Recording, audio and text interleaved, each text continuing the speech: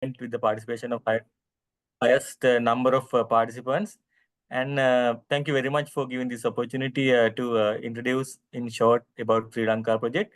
Uh, uh, Sri Lanka means teaching training hub for renewable energy technologies in Sri Lanka. It's a Erasmus Plus funded project with uh, 10 partners coordinated by University of Pune, where we have 4 partners, foreign partners, and we have 5 universities in Sri Lanka, and we have Sustainable Energy Authority and SLEMA, Sri Lanka Energy Management Association as the partners. Proudly, we have developed the project called Training Hub for Renewable Energy Technologies in Sri Lanka. The main objective is to train from the ground level to project management, the required skills, personnel on renewable energy technologies, especially solar PV, wind, and partly other kind of renewable energy sources technologies as well. So we have 5 centers covering Kilnochi by University of Jaffna, Oliville by Southeast University of Sri Lanka, and Colombo by Sri Lanka Institute of Information Technology, and Goal by University of Pune, and also a Candy Center by University of Peradeniya. So you all are welcome to visit srilanka.com website, and very soon we will introduce the courses that is totally online, so that our technician, engineers, project managers can take these courses and develop your skills. At the same time, you can access our centers to get required practical training. Thank you very much again for SLEMA for this opportunity and this short introduction about Sri Lanka project. Again, if you need more instruction, you can go to www.srilanka.com website. And in fact, of course, you can contact our SLEMA members and get some more details. Okay, thank you very much. And I wish we'll have a wonderful event today evening. Thank you. Thank you, sir. Now, on behalf of the SLEMA, I take pleasure in warmly welcoming Mr. Champika Peruma to conduct our 60th Energy Management Forum titled Solar PV Industry in Sri Lanka, Trends, Opportunities and Challenges. Mr. Champika Peruma is a prominent thought leader in the solar PV industry. He obtained a Bachelor of Science in Engineering with honors in Electrical Engineering from the University of Moratuwa in 1996 and his MBA from the University of Colombo in 2005. Mr. Periyapperuma is a corporate member of the SLEMA and served as the Joint Secretary of the Board of Directors from 2008 to 2014. He is also an accredited consultant registered with the Sri Lanka Sustainable Energy Authority for conducting pre-feasibility studies for large-scale grid-connected solar PV projects, a technical committee member of the Solar Industries Association of Sri Lanka, and a member of the Department Industry Consultative Board of the Department of Electrical Engineering, University of Moratuwa. With that, I cordially invite Mr. Champika Periyapperuma to conduct his presentation, and I would also like to make an announcement to the audience. Since a large number of participants are attending this EMF, I would like to request the audience to direct your questions to the Q&A box. And if you wish to comment on the presentation, please direct your comments to the chat box. So questions to the Q&A box and comments to the chat box. The organizers would make allowance to accommodate the questions to the best possible level. And after the presentation, if we do still have time, we would let you directly ask questions as well. So we would also make sure that all your comments reach the presenter. With that note, I would like to invite the presenter, Mr. Periyapperuma. The floor is on you, sir. Okay.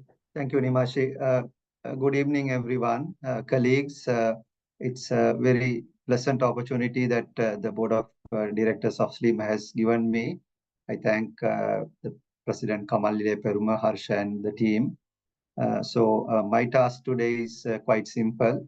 Try and give some insight to what Sri Lanka is heading towards renewable energy future. So as a person who has been involved in this sector for more than a decade, I would try to give my insights, my experiences and challenges, and see where the industry is going to head. So we'll start with a brief introduction of the presentation overview.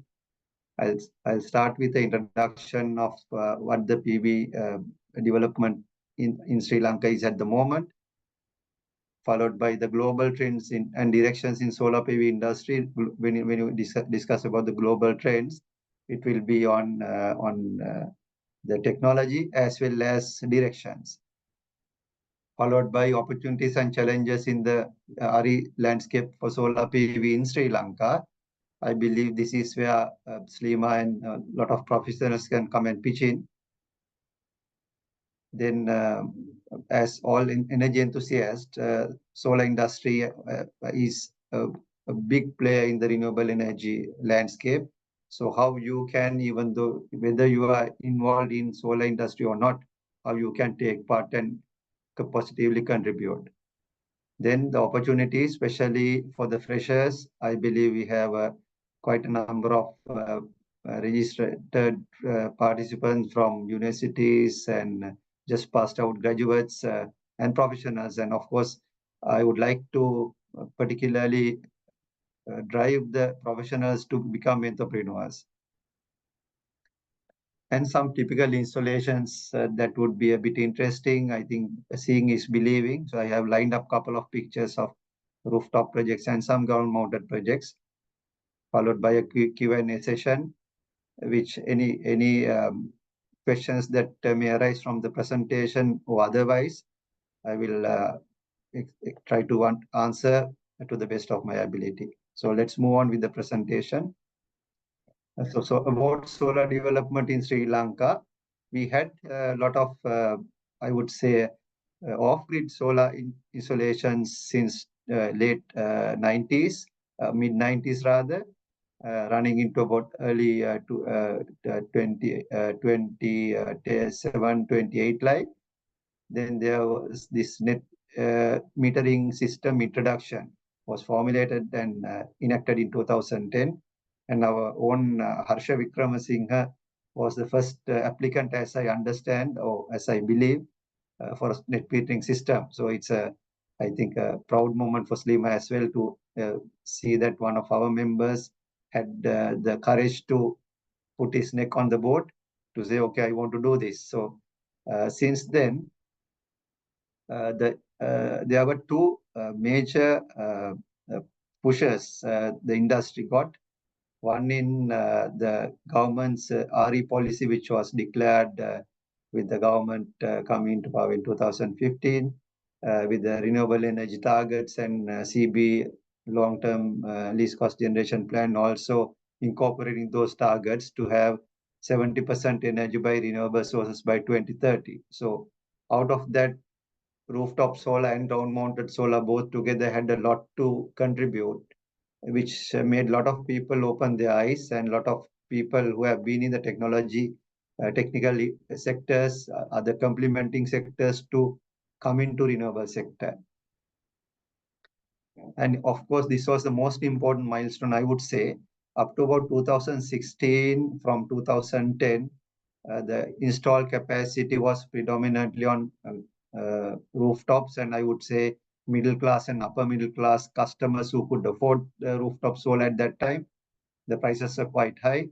In 2016, there were two more schemes introduced, Net Accounting and Net Plus, which made the industry players and of course people with the larger rooftops get interested in getting into their roofs, converting to green energy.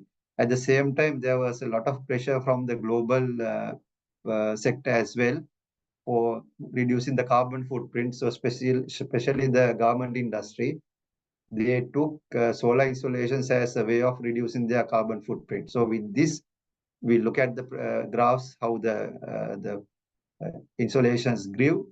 There is a clear peak from 2016 onwards.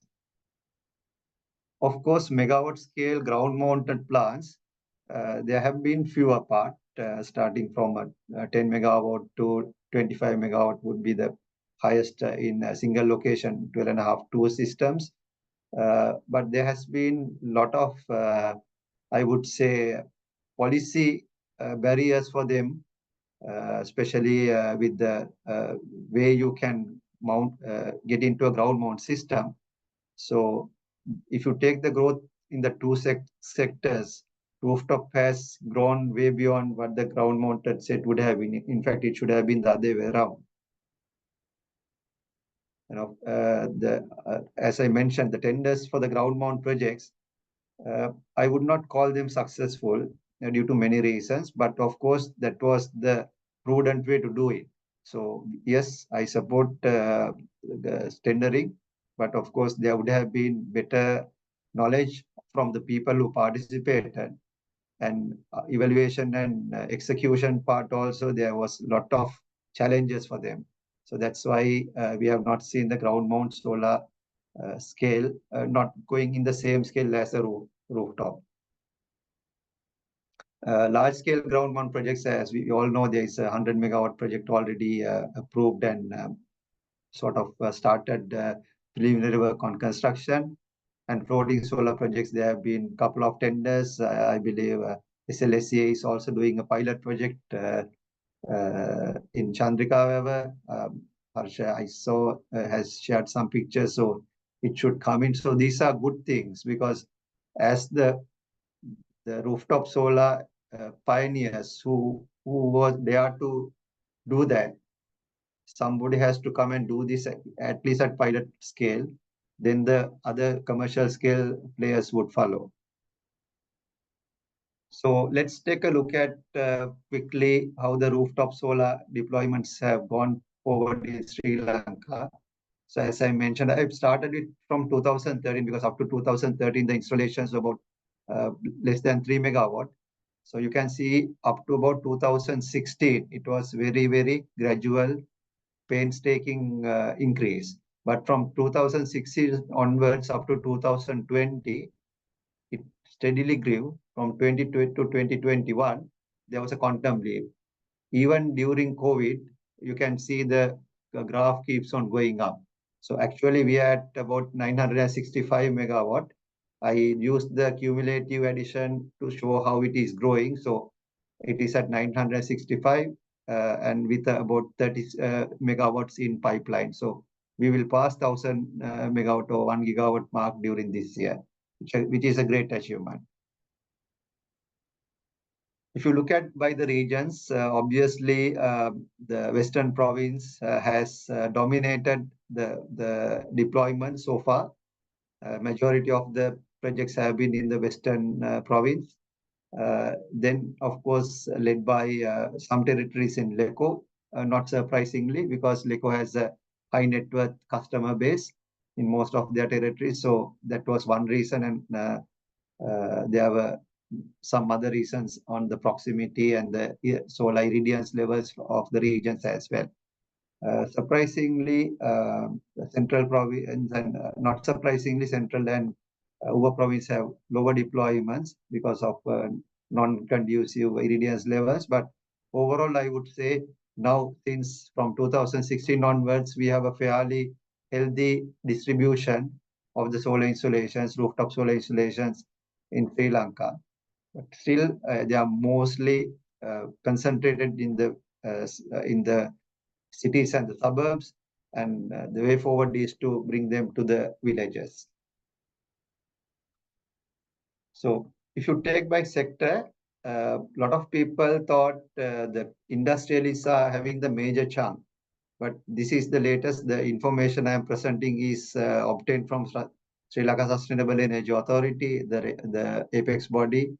So the numbers are very accurate. Out of these 960 odd installations grid connected so far, almost 40% is residential sector. When you say residential sector, of course, there are residences who even have 50 kilowatt installations, but I would say majority of these would be in the region of 5 kilowatt to 10 kilowatt. So it's a good number to have. Industry-wise, yes, most of the factories and commercial establishments have gone for solar, but there are many who can go there. Lagging sectors, if you ask me, would be the government, obviously due to many constraints on formulating the strategy and way forward. So ground-mounted solar deployments, so you can see the scale. Since 2013 to 2015, there was only 1.2 megawatt system. In 2016, there were a couple of projects, and then again a lull. Since 2020, there has been some solid growth. In 2024, at the moment, it's about 140 megawatts total, and another 65 megawatts in the pipeline, which we believe will be grid connected by end of the year. So this would go to 100 and 200 plus megawatts ground mounted on the bigger scale. There was a recent tender for 165 megawatt ground mounted projects with very competitive prices quoted by many players. So we hope that those players will immediately get into action and get the systems online. That is the most important thing. Okay, so before we take a peep into the Sri Lankan scenario, let's see where the world is heading. I took these quick slides from IRENA report for 2022. So 135 countries have notified that they are going to get to net zero target, covering 88% of global emissions. Out of those, 17 countries have set specific solar targets, that, including Sri Lanka. Sri Lanka is also included here. And in 2021, this is also one of the important factors. This summit, the countries who participated agreed to phase down unabated coal power, that is, coal power plants which do not have mechanism to capture the impurities, carbon dioxide, and the particles and impurities. So there is a global drive towards this. But I don't think we'll see immediately most of the plants shutting down. It will be a gradual process. This was the share of the renewable energy. The published data is only for 2022 in the global scenario. And out of that, almost 1.1 gigawatt of installed solar capacity in 2022, which was increased in 2023, an addition of 346 gigawatts. So this total would be close to now past 1,500 gigawatts. And this is also a very important factor. Without investment, no industry is going to grow. So we have seen a lot of investments coming into renewable, and out of that also many majority of that getting into solar. So it's a good indicator to have. And of course, the employment. Worldwide, renewable energy sector employs 12.7 million people. This is including all the technologies. And in solar, it is 4.3. So it's almost 35% of the total workforce in 2021. These are the published information, are employed in the solar PV sector. So that also gives a clear indication that worldwide there is a lot of enthusiasm for people to invest, people to get into this sector and to benefit from this sector. Looking at the growth, the data is from 2011 to 2022. I think it's ideal that we also started in 2010 to see how the world is growing. And interestingly, the world growth is also more or less at the same path as what Sri Lanka has gone. So we have seen since 2016 upward movement, exponential growth, I would say. It has continued in 2022. The details are here. In 2023, as I mentioned, there was 346 gigawatts added. So the total end of 2023 was 1,479 gigawatts. So this graph would keep going further up.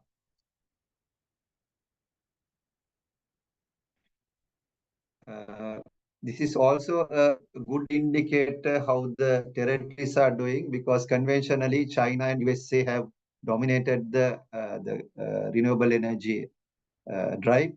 In solar especially, you will see the gradual increase, the same numbers divided by the territory. The interesting number to see is this rest of the world. Since 2016, collectively the other countries' share has grown steadily. The major players have consolidated their presence. China, of course, have kept on going on exponential curve, but the rest of the world countries, except for these other countries mentioned here, have contributed tremendously to the growth of the solar sector. So let's take a quick look at the trending global trends. So as you all know, the solar panel technologies have evolved from polycrystalline to monocrystalline. From monocrystalline also there are two technologies, N-type and P-type. So since 2022, the N-type production has caught up. Just let me quickly go to a data sheet and show you why. I believe you can see this. So most of the advantages you would get as high efficiency and low light, better performance. And of course, if you have a bifacial panel, you can get rear side power generation as well. The main feature is the the degradation curve. Typically, a polycrystalline panel would have 3% degradation in the first year for light-induced degradation. Then it would gradually come to about 80% in the 25th year. That is typically what we have seen in the earliest. The monocrystalline panels followed somewhat similar, 98% and ending up around I would say 85, that much. But these N-type panels have broken the ground with a very low first year degradation of 1%, annual degradation of 0.4%.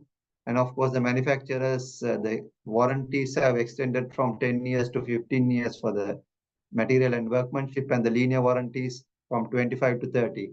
These all matter in bigger projects, but the technology is moving so fast that even for most of the domestic installations, now most of the bigger team players use N-type panels. So that is one important aspect because the solar panels constitute of 50% plus of the total project cost. So any development in that area in terms of cost reduction or improvement of efficiency, that would help to get the total project cost down and the benefits back to the customer.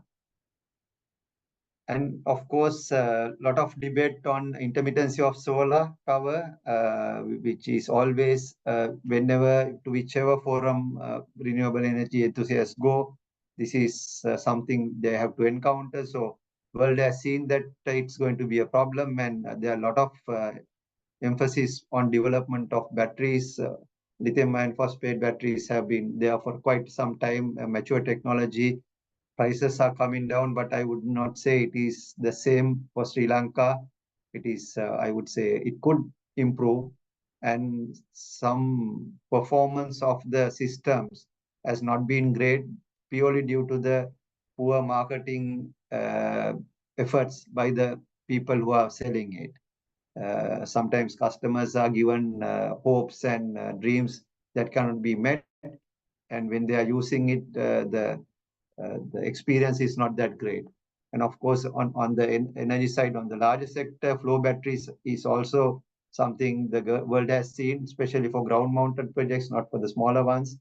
So these technologies are evolving, and a lot of investments are going into energy storage, because if the solar PV is to be a main contributor to mainstream energy, mainstream power both, the storage has to be there to capture the area, the sectors, and the time of the day where there is more demand and solar is not available.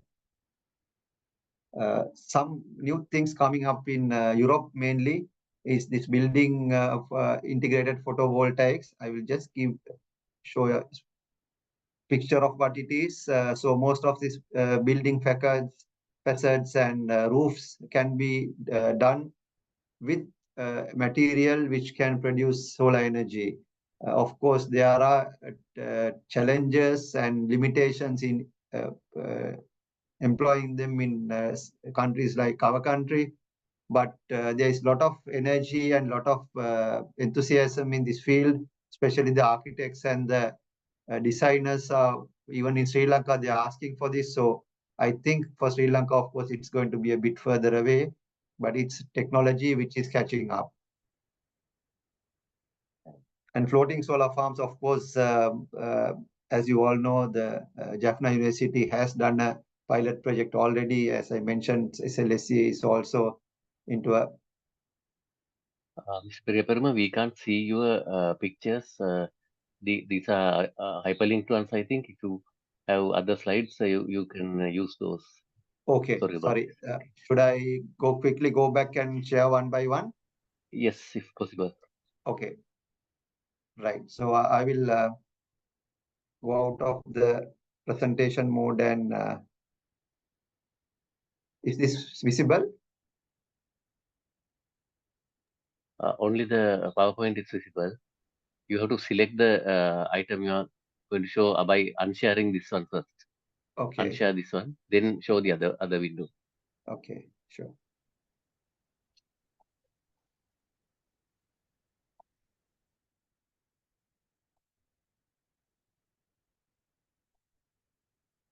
I believe you can see it now.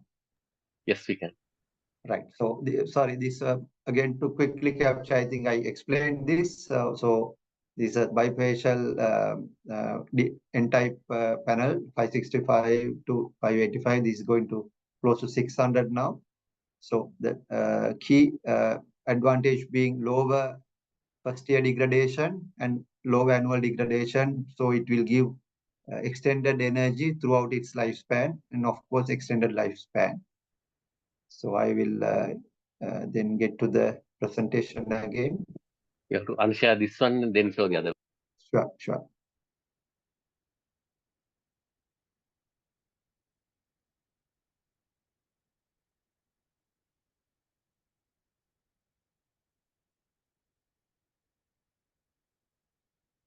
Okay, so on the facades,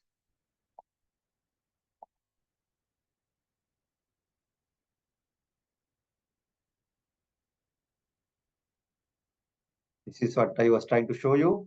I believe you can see this. Yes, we can. So yeah, so this was one example. I think it's easier for me to show the others from here.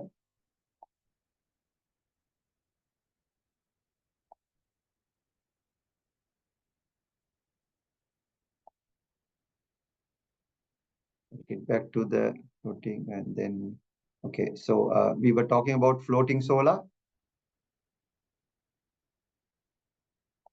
First unshare this one, then show the floating. Sure.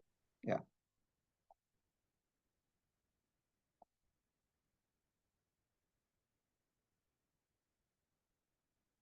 So floating solar again.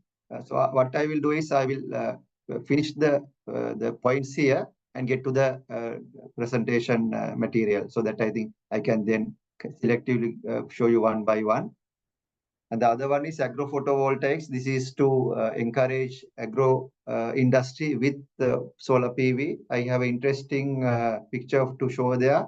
This is increasingly becoming popular in Europe because most of their crops are seasonal. They use their seasons well, and the plants which can grow on a shorter height can definitely take advantage of this technology, and also greenhouses. Then solar carports has been there for quite some time, actually, since I would say 2010 onwards. It is something catching up, especially in the community development, community related electrification projects. And of course, the new thing is what you call solar trees. It is not a product which can give a lot of energy, but it's like a tree with different direction facing panels that will the highest as I understand is about 11 to 12 kilowatts for a single tree. India is doing this actually as a pilot project. So this is something the world is thinking is going to catch up. And most importantly for the people who are technically involved, it is the influence of AI. Artificial intelligence can be used for many things, mainly weather predictions, because solar resource is something tied with weather very much, especially for the system control team. The supply and demand management is a key thing, and to be able to predict weather and to be able to match the resources and the dispatching, it is very important. So influence of AI is increasingly building into these smart systems, and of course energy modeling for buildings. So whenever you want to incorporate smart grid for a building, you can start incorporate AI developed data collection and modeling to predict what the building would work like. So these are the things which are being looked at as new technologies and embracing new technologies. So I'll get to the two pictures and return to the presentation.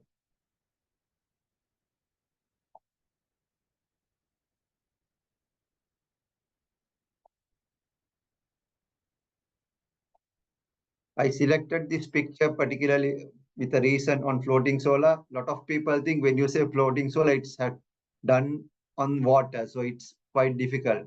Actually, most of the assembly is done on a shore, and then this with the floaters, the system is taken into the water. So depending on the type of reservoir, could sometimes it could be done as batches, sometimes as the barges too, especially when you are doing it on sea and lagoons, you would need more, I would say, more logistics and mechanisms to put them in, and of course to tie them, and of course to anchor them to the water body and to make them stationary.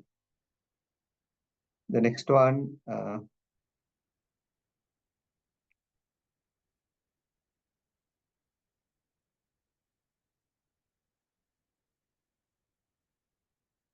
group PV.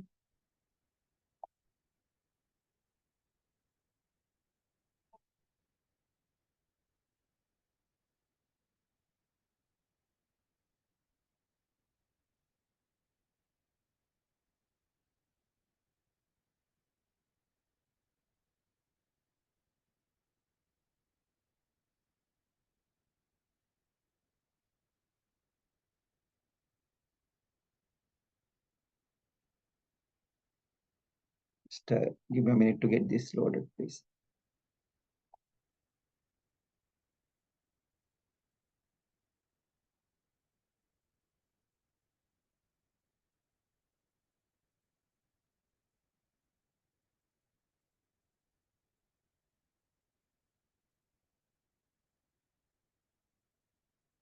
I have to close a couple of windows.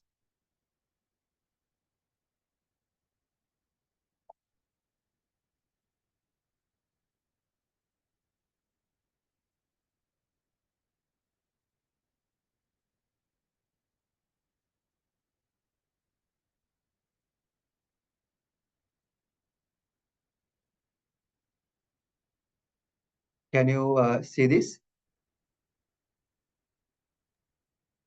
Yes, we can, Mr. Okay, Perez. so yeah, so I selected this arrangement particularly to show that this is something which can be done very conveniently in Sri Lanka as well, because the PV plants we have growth underneath, but if you can couple up with the greenhouses, it can be a very adaptable system to Sri Lanka. So these were the slides that I intended to show you. Let me get back to the main screen and get to the presentation.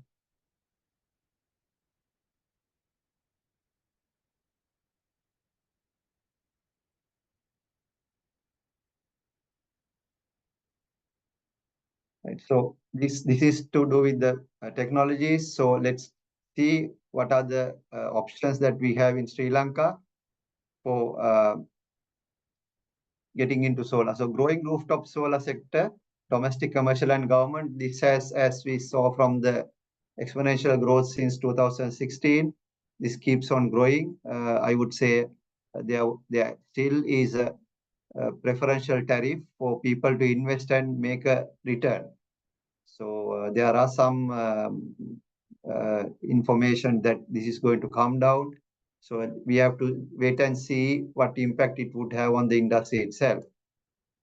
So energy wheeling, the framework work was established. Energy wheeling is to say that if you have a property in the maybe center of the city and it has a higher energy demand, you can have another offshore facility maybe in North Province or Western Province somewhere else at a suburb, and pump up the energy to the grid and set it off against what you are doing. At the moment is active wheeling, which is the amount of energy you are going to use can only be done with this. But even though the framework is there, a lot of information, lot of regulations, and especially the charges that the transmission licensee would charge has to be established. So the solar energy industry is seeing this as an opportunity for most of the players in the market, as well as companies, especially the conglomerates, bigger companies, to manage their energy demand and energy supply, and not manage their energy cost primarily. Ground-mounted solar projects. So as I mentioned, there are more challenges than opportunities at the moment. This is my personal opinion. I'm actually, as a EPC, my company is not into ground-mounted projects, but I associate with a lot of colleagues who are in that. So they face a lot of challenges getting into that. But I think there is going to be a bit more relaxed framework when it comes to especially the approvals. I believe Harshan, the SLSA team is working on a single window platform so that whatever the licenses need to be taken prior to starting the construction can be done at a single location too. So if these things come, I would like to think that the ground mount systems will also go hand in hand like the rooftop, and we can achieve the targets very optimistic targets that have been set for 2030, because we have only a short span of time. So one other interesting factor is this global funding for green energy, joint credit mechanism projects from Japan. Like, only drawback is normally the ticket size, the size of a funder who would be interested in is starting from a couple of million US dollars. So unless it is a bigger project, the projects in Sri Lanka will struggle to attract these sort of funds. So I believe the government and maybe SLSA also can take cue and maybe form a consortium to get this fund and form of deployment. So this is, the industry has been looking at this for quite some time. There are some parties who have already approached the solar industry fraternity in Sri Lanka to see whether a consortium of companies can get into this. This will get the project funding cut by about 25 to 30%. Solar water pumping, I would say open territory, there are a lot of space for this. Of course, the acceptance of the farming community and especially supporting them would be a challenge, because the application itself has its limitations, pumping capacity wise, the extent that it can work. But of course, there are some specific crops, specific farming communities who can benefit from that. There are some foreign funded pilot projects ongoing. I would say only a very few players in the market, but this is some area which has a lot of potential in Sri Lanka. And community solar system, especially for, as I mentioned, a lot of projects on the rooftop sector is still, I would say, now lower middle class can afford. Not many poor communities can afford this. So communities like that maybe with a special scheme have a school, have a place of worship converted to a solar system with a larger insulation, and then contribute that benefit to the society. So funding, of course, is very primary requirement for this, with donors and philanthropists coming in to help them. And of course, the framework from the utility and the regulators should help this sort of activities. So this is more on challenges side.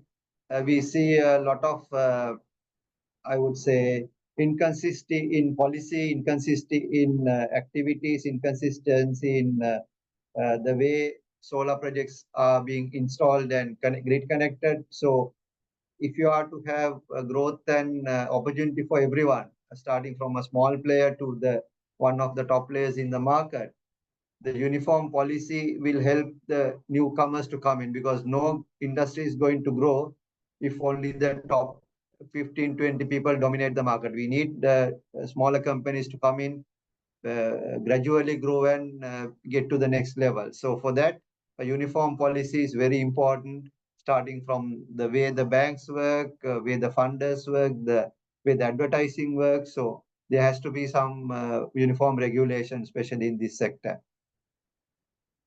This is the other major challenge the industry is facing, a scarce workforce. For instance, in my company, whenever we advertise for technical teams, we get very, very few applications, unfortunately. So there's a lot of room here. I know Sri Lanka project is doing a lot of work in this aspect. We have spoken to the government industries, NITA, and other agencies who are into the capacity building and development in the technical field. So this is one area a lot of emphasis should be put into. Of course, it is a challenge, but at the same time, it's an opportunity. So now I think the interesting part for the participants here, because I know SLEMA is a collection of a diverse field of enthusiasts, not only in this field, but many other fields.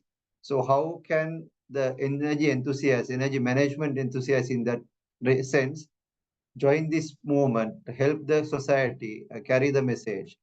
So I put down few points. So most importantly is to know about the technology, follow the trends, what's new in the industry. So I think this projects, the presentations like this would encourage people to read more on this. Every day we should read. Today I was attending a lunch meeting by Dr. Romesh, Chief AI Officer of Dialogue. He was talking that the most important factor for the young people is the ability to learn and change. Because in 10 years, if you want to be a professional now, in 10 years, that job may not be even available anymore. So that is probably the extreme, but this is something that professionals should know. We have to encourage people to upgrade their knowledge. And of course, verify information. If you go to internet, there are a lot of information. Some are genuine, some are unique, some are bloated, some are AI generated, lot of garbage. So verification of information, let it be local or foreign, before you come in, before you accept, before you reject. Try to verify the information, especially if you are sharing something, share information that is legitimate and from a reliable source, so that collective learning can enhance the knowledge base of the whole society as professionals. And of course, comment and criticize. So I am sure if you have, I think we had about 400 odd registered participants, close to 80 to 90 participating at the moment. Maybe the numbers have changed. So any person can comment and also criticize, because there should be, in a professional forum, what I would like to term as agree to disagree. Sometimes I don't agree with my business partner, but that is something which will always be there, the dialogue. But to agree or disagree in a manner which can be accepted by a majority, because there will always be a minority who would disagree with anything, or there will always be a minority who would try to push something which is not possible. But at the same time, if you, as a professional, if you agree to disagree and contribute positively, there will be positive progress, whether it is upward or downward. And lead by example. So what I wanted to emphasize is that I was in the, I joined after graduation the industry as a engineer in the generator field, which is of course fossil fuel driven. I worked in the industry for about 10 years, then got out to become an entrepreneur, and then changed to a more green energy. So if you're advocating green energy, you have to lead by example, and if you don't, I think the examples you give will not be followed or will not be accepted by many. And participate actively in policy decisions. I know SLEMA is actively participating in many policy decisions. While I was there during early mid 2020, 10 to 2014 sector, I was directly involved in some of these initiatives, and I know SLEMA is invited for most of the policy decision initiatives whenever Public Utilities Commission requests for some groundwork, for some expert work. SLEMA has been there, one of the preferred parties. So that expertise we have to generate, we have to get members to actively participate. And whenever there is a policy decision, whenever there is a public hearing, maybe when there is a new standard being developed, when people are requested to give presentations, please try and make a presentation. That helps industry a lot. And be bold. I would say, like classic example in my company, my partner is a very flamboyant, person who thinks everything is possible. But I think as engineers, we are always like chow chow. We think what can go wrong before we get into something. Because if the world moved with, I would say more people who would always test something and do, the progress won't be that fast.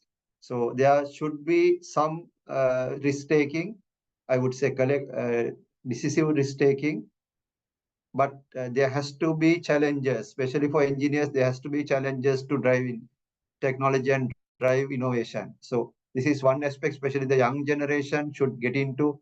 Don't be afraid, especially if you want to get into an entrepreneur. Don't be afraid. You can do it. And of course, join CSR programs. As I mentioned, these community programs you can initiate single-handedly, and it's surprising to see how many people will join if you are in a good cause.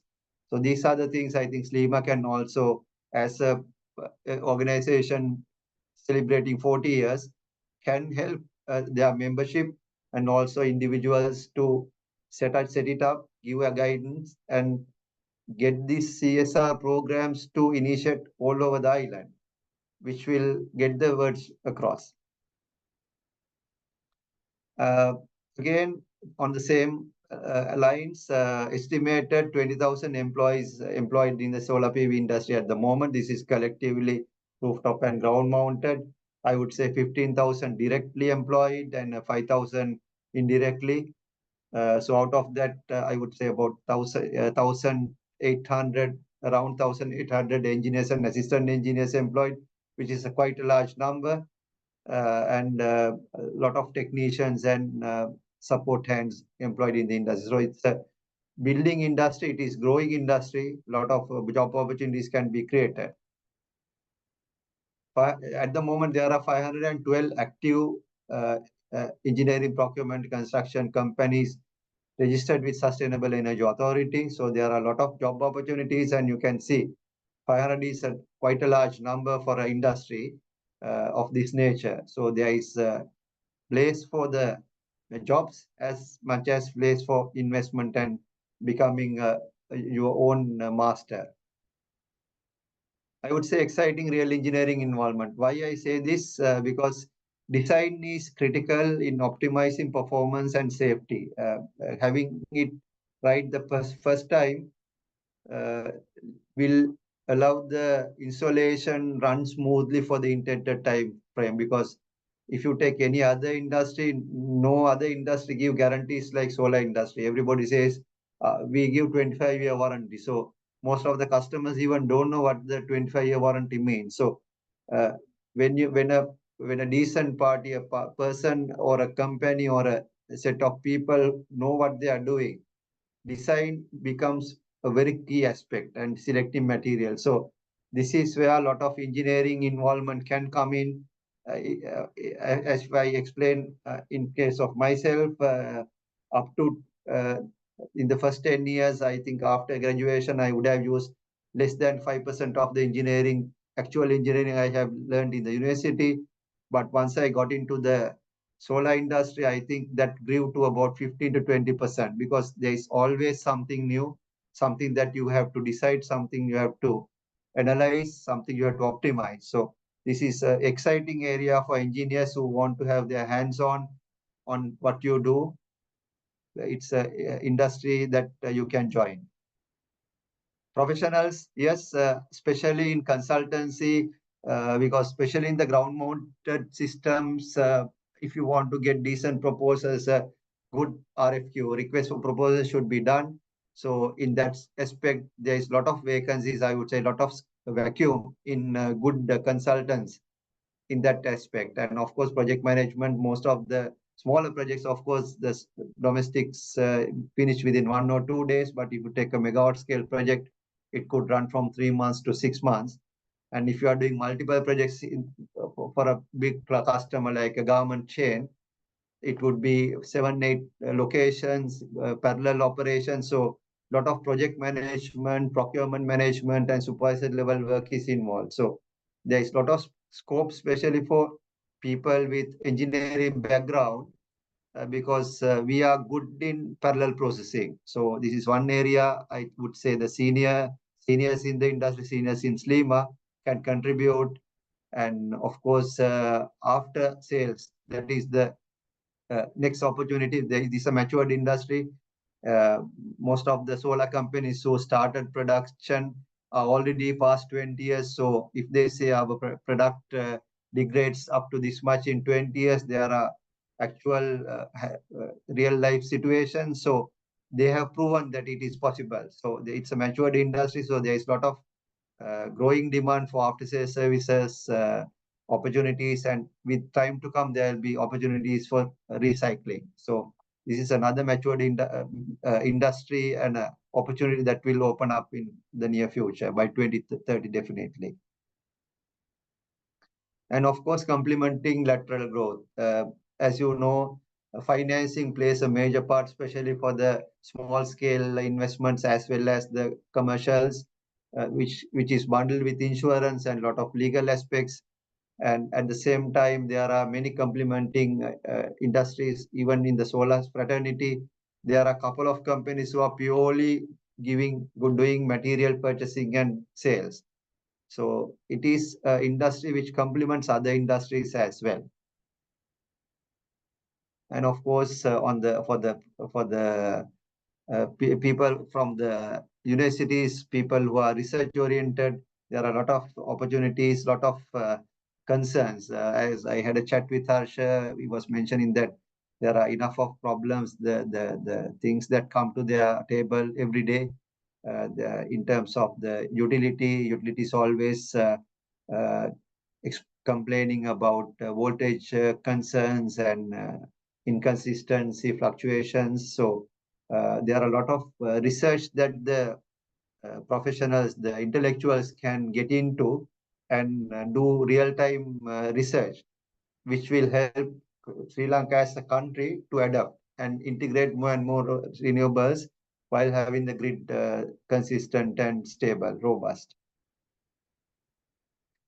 So I will quickly run through some typical installations. This would be, I think, a bit interesting to whoever. I'm sure most of you have seen them. I will start with this one. This is a 1.8 megawatt installation at a garment factory at Negombo. So you would see on the picture in the right-hand side, it's 30, 50 kilowatt inverters running in parallel. And this installation is MV connected customer. It's a industrial category 3 customer. So there is a gantry transformer and upscaling to 33 kV grid. So typically this sort of installation would take 3 to 6 months. This one took us about 5 months to complete. but once it is grid connected, it is basically a power station, this sort of capacity. So even CB considered it as a power station, not as a rooftop insolation. Another factory, this is a garment factory in Pallekele. This is a 560 kilowatt system. As you would see, there is ample room in the factory, but some roofs have been spared, some because the roofs were not worthy of installing. Some roofs were not in the healthy conditions to last 20 years. Some because they were getting shaded. On the other hand, the transformer capacity constraints had limited the installation capacity. But solar is a resource that can be replicated. It's a modular design. If one can do a 100 kilowatt system with a few 100 kilowatt installations, he can graduate to the next level. So that's the beauty of this industry. And another few examples, this is a tea factory down south. This is at Divitura, that is in Alpitia. This is a familiar factory, maybe Lanka Transformers Angulana factory. And some government projects, because this is one area I would like to see more involvement. This is a 250 kilowatt system at the Army Base Hospital in Panagoda. This one is part of the rooftop of close to 1.1 megawatt installation at Central Fish Market, Paliagoda. As you would see, the roof profiles are more curvy. So these are the challenges the engineers would have. Each and every installation is different to the other one.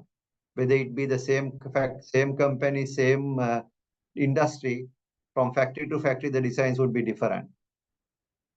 And of course, ground-mounted projects, they look more or less similar. This is 1 into 2 megawatt side-by-side installations at Kabiti level. This is Lanka Transformers Silex Engineering, Silex Renewables project. So the picture also shows a peacock. These are occupational hazards, I would say, but it's a very neat and tidy installation. You can see the gantry on the left-hand side, which upgrades the 400 volts to the 33 kV and connect to the grid, to the 33 kV network. And of course, a more higher capacity one, this is 10 megawatt into 2 installation at Valikanda. This is done by Winforce. Similarly, another 1 megawatt into 2 installation, again by Winforce at Vaunia. So there are more and more companies getting into that. I had only these pictures which my colleagues shared with me. So I thank them, because these are things that we should show that these people are courageous. They ventured into it. They showed that it can be done so that others can follow. This is the end of my presentation. So Harsha, you would invite any questions, any Q&A that has come through the chat box. Yes, thank you, Mr. Champika Periyaperumal, for the wonderful presentation. It took some more time than we anticipated. So we are almost, we have reached 8 o'clock, but there are 7 questions already in the Q&A box. Let me take as much as possible. So Mr. Manjula Vasil is asking whether there is a tariff reduction due on the 1st of July. Definitely there is going to be a reduction. We have seen some numbers which are not very great for the industry. A lot of, especially the small EPC companies, are fearing a lot of grading in the business. Yes, there is going to be a revision. We have had some dialogues with the ministry, with the CB team who are doing it. There will be a reduction. The numbers, of course, are yet to be published, and the vibe is that the numbers are going to come down by quite a significant margin. I'm sorry, I cannot divulge more information. It is not out yet, but it's not looking great. Thank you for the first question. Then Mr. Tilina Guluwita, it's quite a lengthy question, more of a comment. Yeah. He's questioning the purpose of Surabala Sangramaya was to engage the middle income families as an additional source of income, but it ended up helping the uh, high net worth individuals to consume electricity virtually free of charge and spend more money on air conditioning and to increase their comfort, but it didn't do much good for the economy, the country, and the CB, which is running at a huge loss. So, Yes, what could have been the better way? yeah, Maharsha, I tend to disagree. So I think I have the right to do that because I'm in the industry. If you look at the pie chart I showed, 38% of the installations are domestic. So out of that, as I mentioned, a good majority of them are less than 10 kilowatts. So this is not the elite because we get a lot of inquiries from customers. Actually, the interest is very much from the people who are using less than 180 units. Unfortunately, there are no financing mechanisms in our country. I know you spearheaded this ADB funded loan, which had a cap of up to 50 kilowatt installations, though that was very quickly consumed. It came at 8% interest rate. But if there is interest free, a low interest loan, there will be a lot of people, lot of individuals, I would say, even the youngsters would get into this. Not 5-6 kilowatt systems, but 2 kilowatt systems mainly. The challenge is to find a balance between this and the larger scale because the major players, what happens is a lot of people, what they don't see is that this industry is purely running on private sector funds. There is no government subsidy except for the solar panels, which was there. Now, even for that, 15% VAT has been installed, 18% VAT was imposed from 1st of January. So the prices went up immediately by about 9 to 10% because, as I said, 50% of project cost is on the solar panels. So I think it's a chicken and egg situation. So whenever there is opportunity, people look it as an investment as much as a green initiative. So people with funding will go for that. Corporates who have carbon reduction, footprint reduction targets would definitely look into that. But I think, as I mentioned earlier, also a couple of times, the government should take initiatives. There have been a lot of projects for hospitals, schools. This sort of projects should come in. And then we will see the more the industry grows, the cost of per kilowatt would come down. But of course, there should be some firm policy, uniform tariff structures for people to come and invest. Because quickly, I will tell you, if an investor starts a company now, he has to plan for 5 years, take people, train them, and take vehicles on lease. So all this has a cost. So as much as the industry sees, the users see that the industrialists are milking them, there's a lot of effort and money spent by the industry. So, in a nutshell, there has been, yes, the more emphasis has been on on the middle and upper middle class people to install, but that trend has changed, I would say, since 2020. Let me also offer some clarification to Mr. Guluita. Actually, the intention of the government at the time was not that. They wanted maximum participation just to expand the people who are involved in renewable energy. I think we have achieved that target handsomely because 67,000 customers already involved is a very good indication, and installation capacity, solar to total installed capacity, we are second only to China. So we will become number one solar penetrated country in the world very soon. So we can actually be happy about our achievements as well. Moving on, Chamila Jayasekar is asking, you categorically mentioned that ground-mounted projects would have grown more. Any technical reason, economic reason, why are you saying? the ground-mounted systems were only moving on one tenders, and the other one, of course, with the NCRE tariff.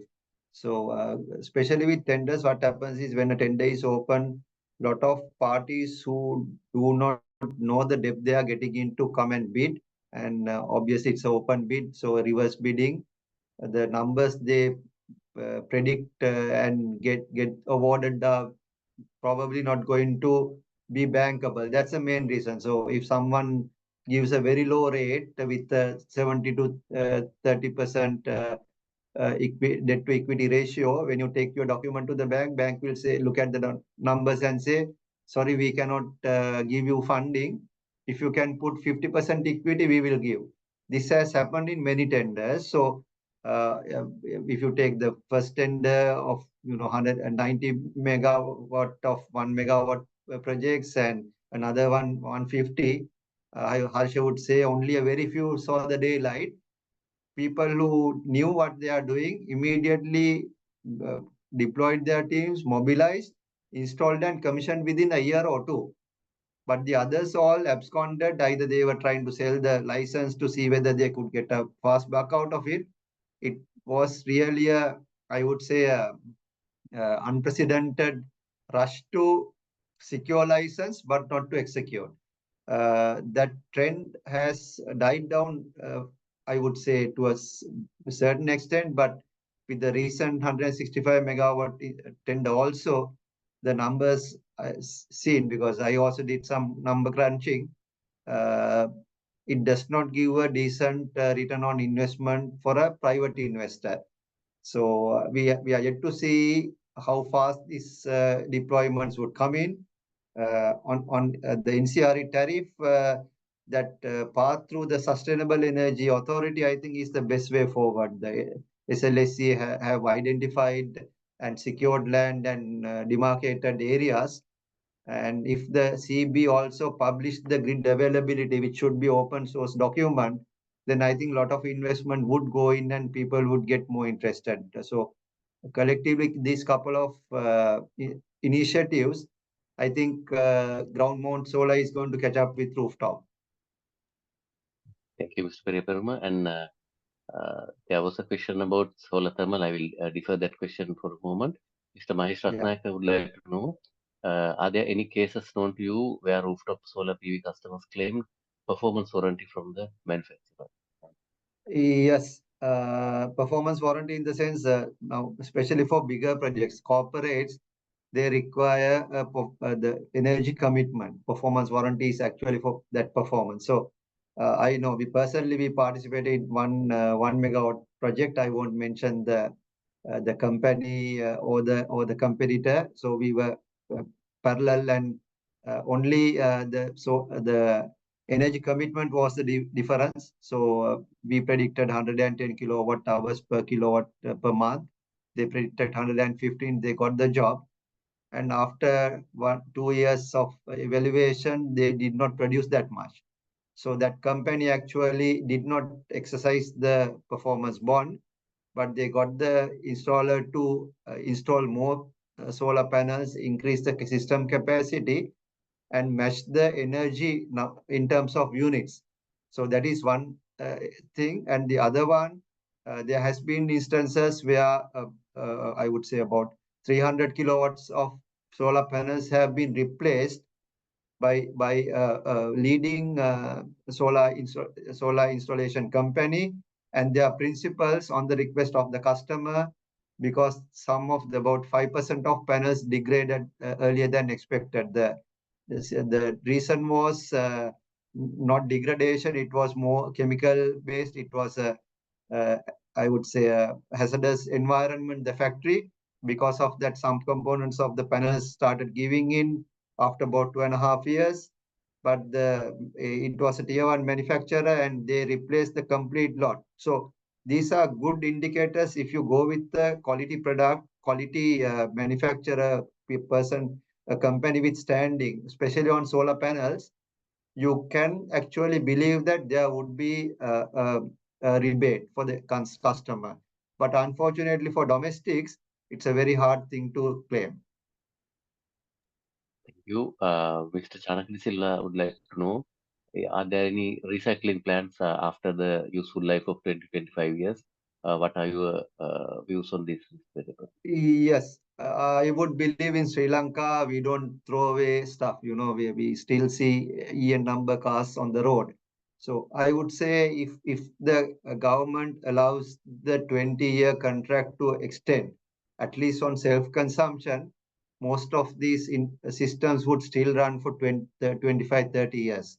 The recycling requirement will come afterwards, but still for more, like if I think Harsha also would agree with me in territories like Africa and even in poorer Asian countries, there's a lot of space for used panels, because some of these panels can be used for off-grid even after 20-25 years. So recycling in a proper manner to get it dismantled and get into more their original components is something which of course all the developed countries are requesting.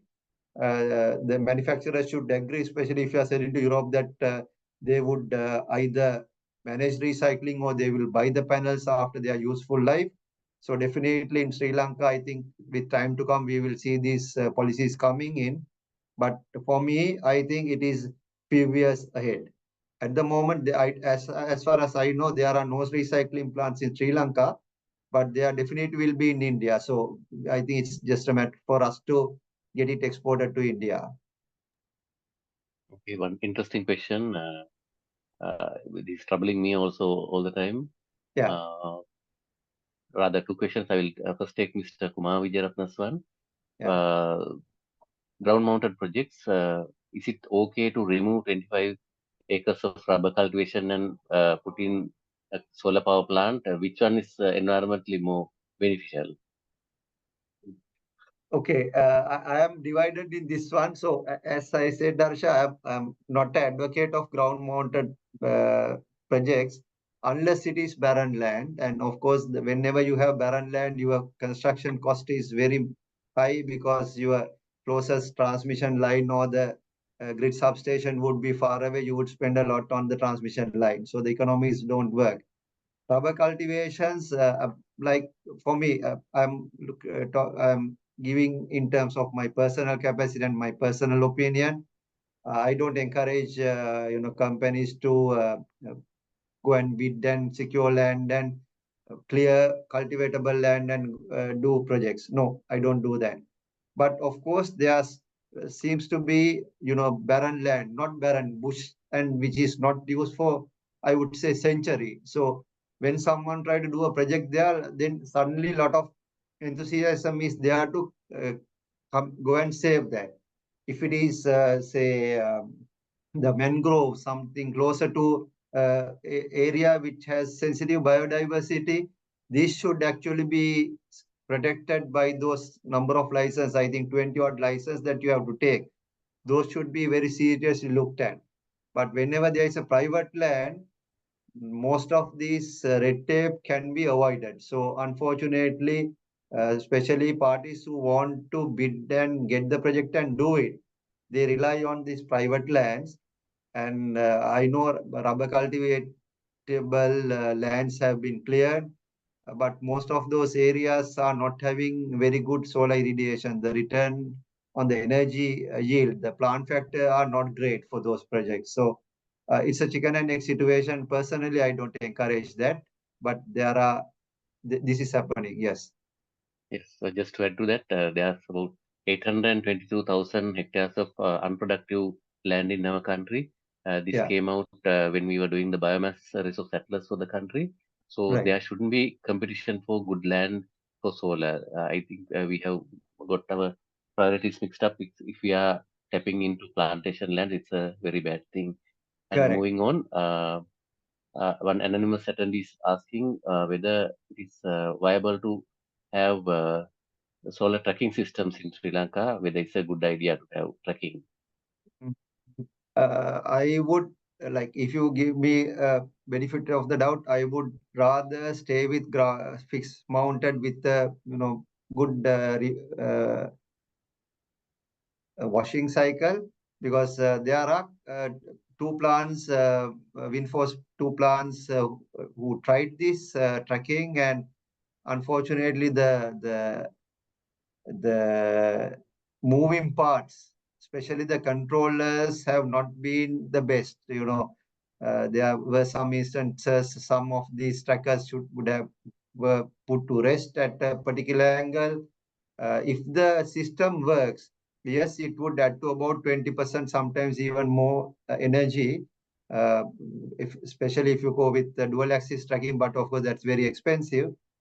Tracking is beneficial, especially for template countries where they have seasons. They have to make the best out of the summer and collect whatever they can do in autumn and winter. So for them, definitely tracking is a plus. But in Sri Lanka, we are very close to the equator. So throughout the year, our sun path deviation is not that much. I think with the money you try to spend on tracker and trying to maintain it throughout its lifespan, I think it's best utilized on a bit more energy, and of course it uses a lot of additional space as well. So if you use that space and compact that with fixed mount proper maintained system, I think that in my opinion, that would give better results overall in terms of economy and of course maintainability.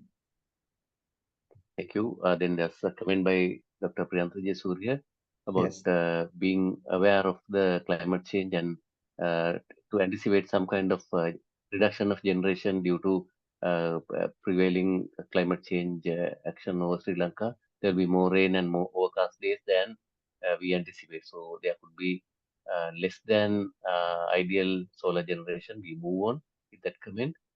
And one anonymous attendee is asking, is the Sri Lankan solar PV industry value chain is on a reasonable and transparent path? Difficult question. I better keep my mouth shut and allow you to speak up.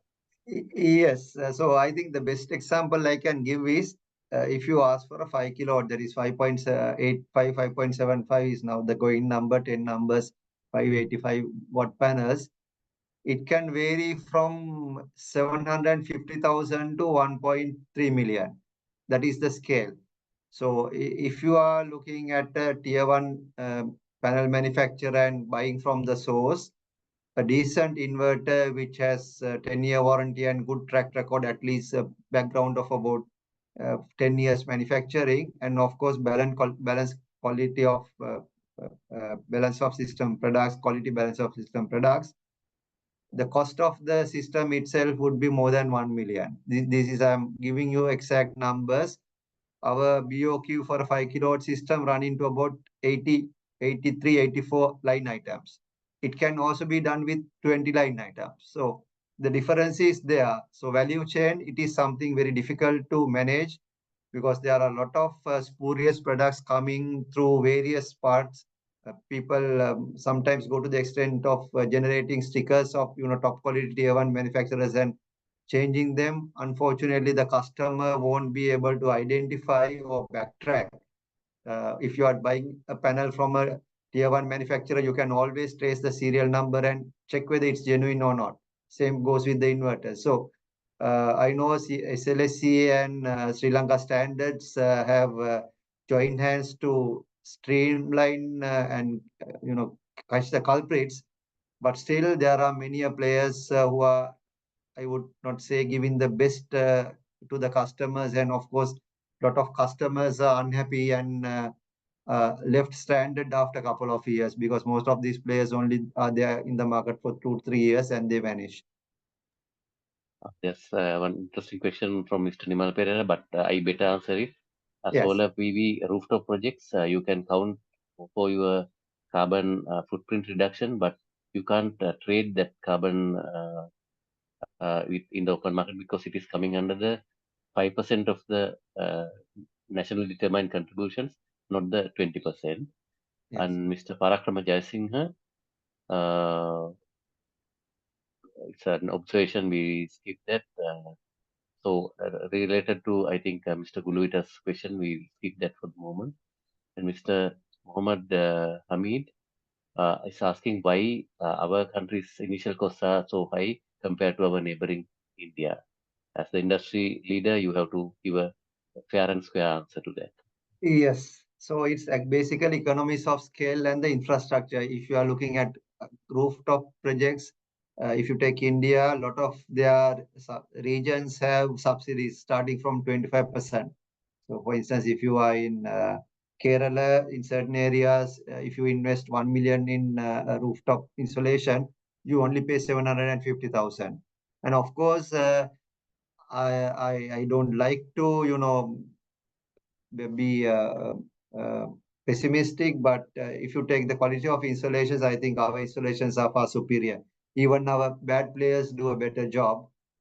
So their quality consciousness and value given for quality is always compromised with the investment. So and of course, when you are doing projects in megawatt scale, for instance, if you order 2 pallets of panels, the cost you are going to get that, versus if you order 20 megawatts, that could be completely different, starting from the panels to inverters to a balance of systems scale. And of course, in India, there are a lot of big companies, big conglomerates with a lot of spending capacity. They don't need banks. They can spend whatever the money they want. They are just looking at the return on investment. So because of that, the solar industry suppliers get a lot of business from India, and they can afford to give the small players also that benefit of reduced purchasing cost. So these together, the difference is mainly due to that. Of course, on our part, we also have higher operating cost, our cost on people, cost on equipment, cost on vehicles, and all the balance services that we have to maintain are higher. And of course, our inflation is high. So, and in terms for an investor, his decision is to whether have his money in the bank and do nothing, or get into solar installation and be tied up for 20 plus years with the customer, with the burden of running servicing that customer. So unless there is enough and decent return on investment, people, whoever wanting to get into or wanting to invest, would think twice. Harsha, I believe I did justice to that question. Yeah. Thank you so much. And Gabriela, our partner from the Sri Lanka projects, is expressing her congratulations to Mr. Peria Peruma for the wonderful share of experience. And we thank Gabriela and the team for joining from all the way from Romania. Okay. So I think we shared a very good experience with them. Then Harsha, I would like to add that Sri Lanka Institute of Innovation and Technology, SLEET, installation for Sri Lanka project. They have a test, I think, pilot project on rooftop solar plus battery technology. That small project region is doing. Actually, we have won that tender, and we have actually supplied the equipment, and it's being installed at the moment. So we are happy to be part, personally, as a company, as an entrepreneur, as a person who is advocating renewable energy. I'm happy to also be a part of a capacity building exercise, even though it was a competitive bid. Okay, thank you for the good news. And there is a commercially oriented questions. I will skip that from an anonymous attendee. And so Mr. Nimal Pereira is also proposing to look at circular economic principles in recycling these things. And finally, a question from Professor Rahul Atlage. What is your opinion on the time for storage to play a significant role in this industry? Sorry, can you please repeat that question, Harsha? What is your opinion on the time for storage to play? Is it too early for the energy storage to be a major problem, major contributor, or is it going to be in the future? What do you think? Yeah, I believe, as much as we all want integration, so it has to be meaningful integration. So definitely, there was a study by Electricity Board, and they thought up to about 20% of the projected, we are at 3%, I believe, in terms of rooftop solar and down-mounted solar integration in the mix of energy mix in the Sri Lankan scenario. Up to 20%, only limited capacity expansion, so grid strengthening has to be done. This was published by, I believe, internal survey done by CB. So I think still there's a lot of room, especially for the smaller players, as you mentioned. The key is to have distributed solar systems. That is the beauty of solar. It can be all over the island and in a smaller scale, so that the grid is not overburdened with storage. And my personal opinion is the utilities and of course SLSC, I invite you to also look at, do pilot projects in storage. Let's say you have a problem with the transformer having saturation and voltage problem.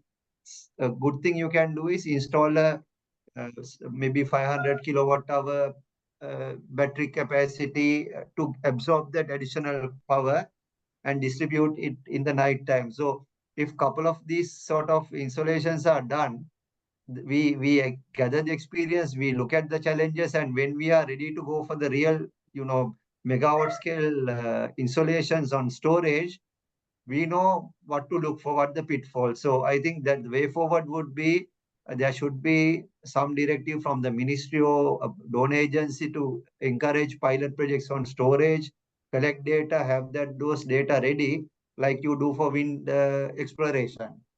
So if that is there, I think we are not far away, but most of the ground-mounted bigger projects, as I know, have to have necessarily a part of their capacity with storage. Am I correct? Yes, yes. Thank you so much. And I think my pleasant duty of cross-examining you along with the audience is over. Now I can hand over the controls to the organizers. Yes, you can come in. Thank you so much, Champika. Thank you. Thank you, sir, for the very informative presentation.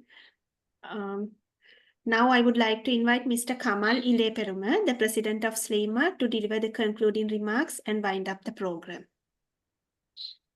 Right. Okay. Champika, thank you very much for that wonderful presentation. I think you are the best person we can select, and you being a member of SLEMA as well, and also an industrialist who has been in the industry right throughout and gone through the different phases you have explained. So you have given a very broader spectrum of it, and how it came and where we can go ahead. So it was a very wonderful, very nice presentation. So as time has, we have taken some, the time has gone. So I would not going to talk much on that. So I think along with the industry and the and also the authorities like Sustainable Energy Authority and even the ministry and so on. So if we can work together on a common goal, I think we can achieve a lot in this industry in the future as well. So, so once again, thank you very much for this very nice and very good presentation. And yeah, have a nice day. Thank you. Thank you very much. Thanks, SLEMA, and it was always a pleasure to come back and share my experience. So whenever there is requirement from SLEMA and on something that I can contribute, I'll always be there. Thank you, Kamal and Harsha. Thank you. Good night. Okay, thank you. Good night.